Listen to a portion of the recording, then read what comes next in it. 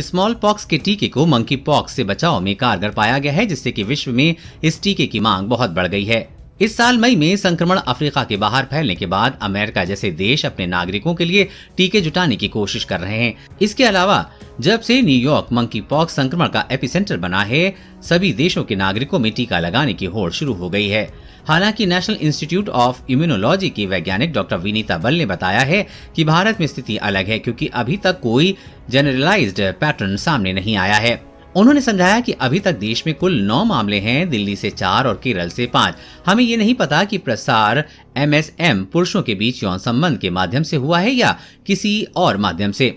अभी ये भी स्पष्ट नहीं है कि ये संक्रमण बाहर से आए संक्रमण से फैल रहा है या मानवीय संपर्क से। हमारे लिए सबसे पहले ये जानना बहुत जरूरी है कि संक्रमण आखिर फैल कैसे रहा है। उन्होंने कहा कि अगर हम मान भी लें कि अगले कुछ महीनों में वैक्सीन उपलब्ध हो जाएगी, फिर भी टीका लगवाने के लिए जल्दबाजी करने की जरूरत नहीं है। ऐसा इसलिए है क्योंकि मंकी पॉक्स रोग में मृत्यु दर बहुत कम है। इसके साथ ही 42 वर्ष से अधिक उम्र के लोग जिन्हें 1980 से पहले स्मॉल पॉक्स टीके का कम से कम एक शॉट मिला हुआ है, वो सुरक्षित हैं।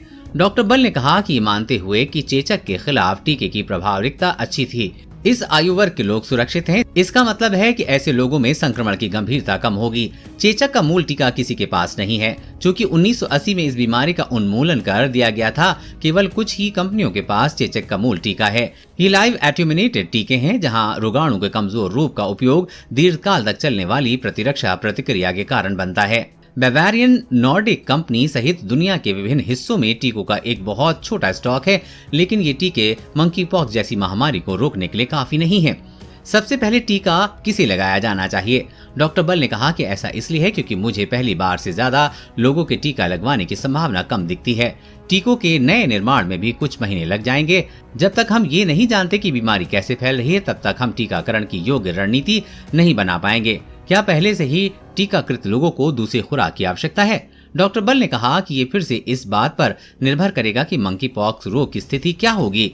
अगर भविष्य में बड़ी संख्या में बुजुर्ग और कमोडिटी वाले लोगों में संक्रमण के मामले सामने आते हैं, तो टीके की बूस्टर खुराक की आवश्यकता हो सकती है।